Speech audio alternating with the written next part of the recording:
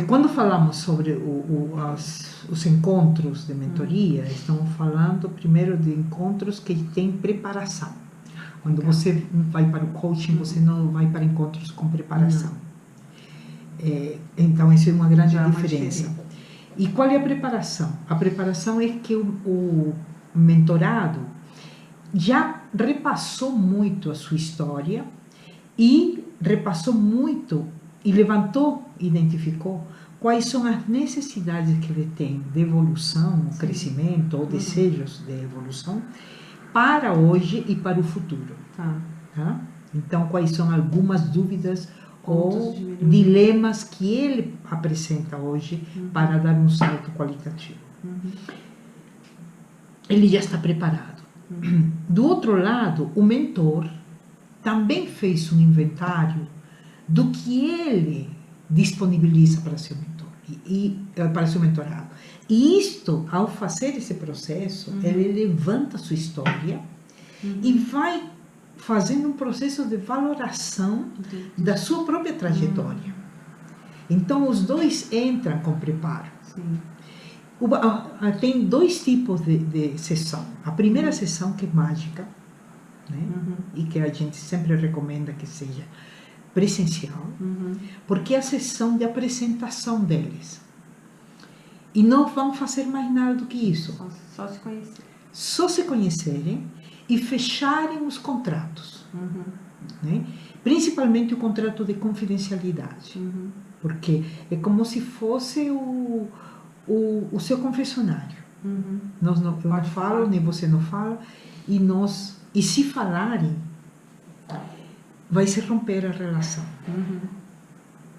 Se é algum comentário a respeito do que ouviu. Então, esse também é um ponto chave, porque quando você vai fazer coaching, você vai ter uma conversa com o gestor, ou com a empresa, ou quando falamos em atividade dentro de uma organização. Quando falamos de atividade privada, não. Né?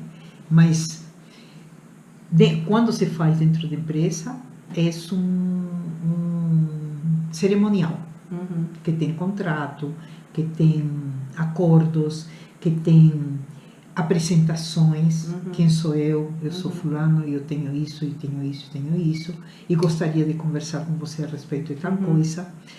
E essas coisas que ele vai trazendo podem ser questões de experiências que são necessárias que a pessoa tenha para acelerar sua carreira, de conhecimentos que ela gostaria de adquirir e como adquiri-los, e como processar e como aplicar, de aspectos de comportamento e de dilemas que ele tem de comportamento, não somente olhando para o papel dele como líder, mas olhando para ele na sua inserção no ambiente, seja um ambiente de família, seja um ambiente social. Então, a amplitude do ambiente é muito maior que a empresa. E aí as questões comportamentais e emocionais dele. O outro campo é o campo da performance.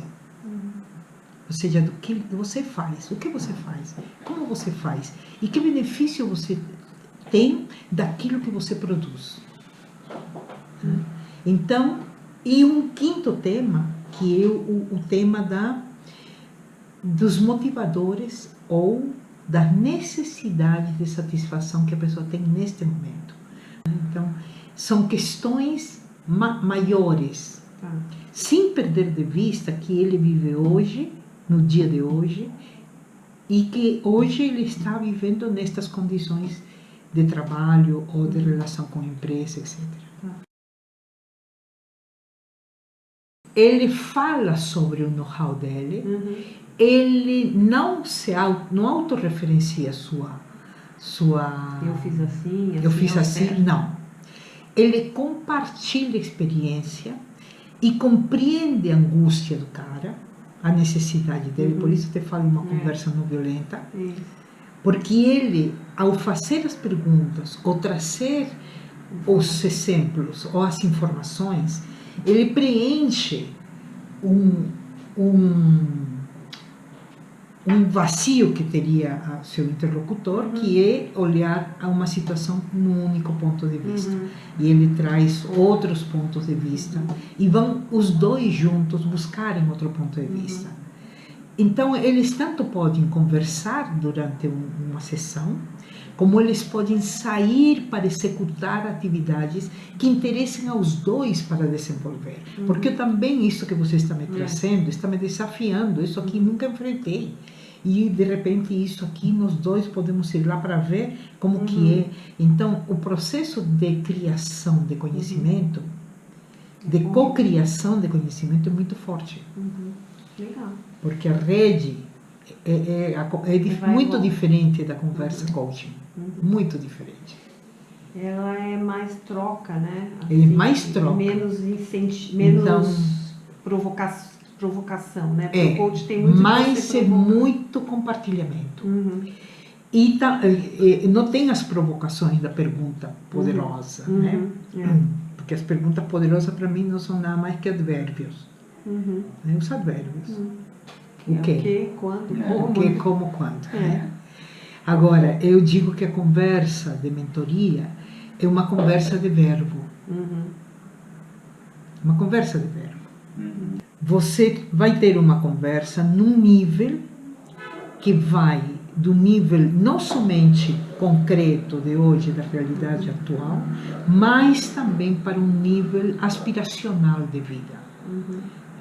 E quando falamos de um nível aspiracional de vida, estamos falando de um termo que está muito em voga, que é o propósito de vida do indivíduo. Passando, se a gente pegar a escala de Dilts, passando pela identidade, indo até o nível filosófico ou espiritual do indivíduo. E quando eu falo sobre a diferença entre um coaching e uma mentoria, em que se usa muito das perguntas poderosas, os advérbios, né? O que, como, quando, com quem, para quê, etc. E que na conversa de mentoria é uma conversa de verbo, porque quando você chega no ponto de falar de propósito, você está falando do verbo que vai sustentar a atuação de um indivíduo. Então, qual é o teu verbo que sustentou você até hoje? E qual é o verbo que vai sustentar você muito melhor do que hoje para frente? Então, eu posso dizer, em todos os tempos eu vou conjugar o verbo amar. Ou em todos os tempos eu vou conjugar o verbo prosperar. Em todos os tempos eu vou falar sobre compartilhar. Então, esse é um propósito de vida. O propósito é um verbo. E dentro da conversa de mentoria, exatamente encontrar esse verbo. Tua prosperidade, ou tua realizar, é construir, é inovar, é criar, é amar, é juntar, é inovar. Cada um vai ter 2 ou 3 que vão ser orientativos da sua história e vão conseguir andar. Então, é mais profundo do que saber o que fazer. É a intenção de fazer. Tá? Essa intenção de fazer é mais forte. E a conversa de mentoria, na prática, tem 2 momentos muito fortes. O primeiro momento é o momento da preparação dos atores desse processo. E quem são os atores desse processo? De um lado, nós temos a organização, se for um programa organizacional, temos a organização com a área de recursos humanos, que normalmente é a área que vai monitorar um programa, mas há uma necessidade de ter um certo convencimento das lideranças de que existe dentro da empresa um capital de inteligência que está estático e não está sendo usado, e que está acumulado nas pessoas, e que, se ativado, ele pode renovar a organização em todos os seus aspectos, em todas as suas inteligências, se isso for ativado. Mas está lá parado, está inativo, está estático. Então, a mentoria já propõe esse movimento ativo. Do outro lado, propõe ao mentor, que é a outra figura, propõe a ele o desafio de criar valor para a sua história. Né? Uma coisa é ter vaidade de que nesta empresa eu sou poderoso, sou bom, etc, etc. E outra coisa é olhar sua trajetória, inventariar ela e dizer: as grandes capacidades que eu fui criando e desenvolvendo ao longo da minha história são essas aqui. Eu poderia ou não repassá-las para alguém.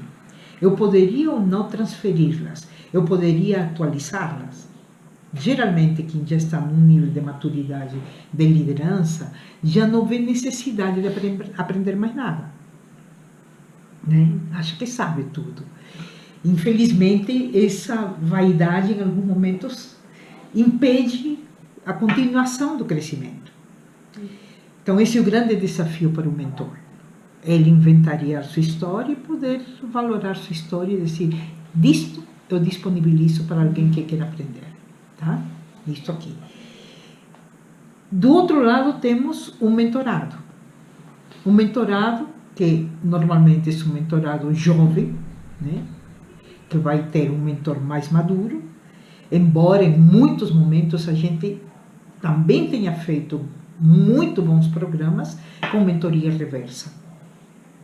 Quando os mais novos são mentores dos mais velhos.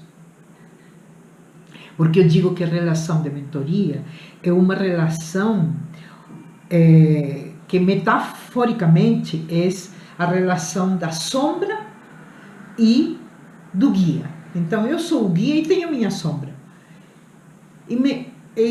Se supõe que minha sombra vai ser meu mentorado.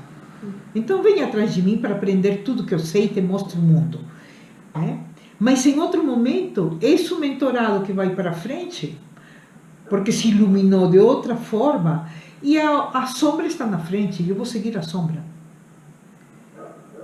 E aí passa a ser, quem era a sombra passa a ser guia, e aí eu vou ter como mentor que cede tudo, vou ter que abaixar e dizer assim: eu vou seguir este menino porque ele vai me mostrar um mundo totalmente novo.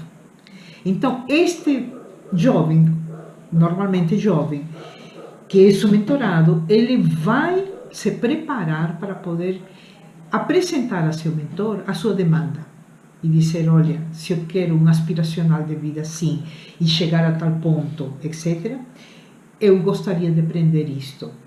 Ou as circunstâncias que eu vivo hoje na minha empresa ou nas minhas relações estão impedindo que eu dê um salto qualitativo, ou não estou vendo saída para as coisas. E aí, nas conversas, ele se prepara para um apresentar suas necessidades e o outro apresentar as soluções ou as ferramentas para a solução. Os encontros, normalmente, na preparação, deixam o mentor cheio de medo. Será que eu vou conseguir fazer?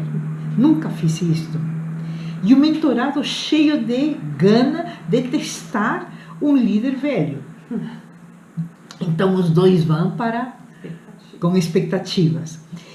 E é muito interessante como depois da primeira sessão, que a primeira sessão é o momento mágico do processo, onde eles fazem seus acordos de confidencialidade, seus acordos de trabalho, e dizem que vão ficar ao longo de um ano se encontrando tantas vezes em tal lugar, etc, etc. E se preparam para contar suas histórias. Então, a primeira sessão sempre será uma sessão de apresentação. Mas mais do que apresentação, é uma sessão de conversa de vida. Olha, eu estou aqui, tenho tal idade, minha trajetória é essa.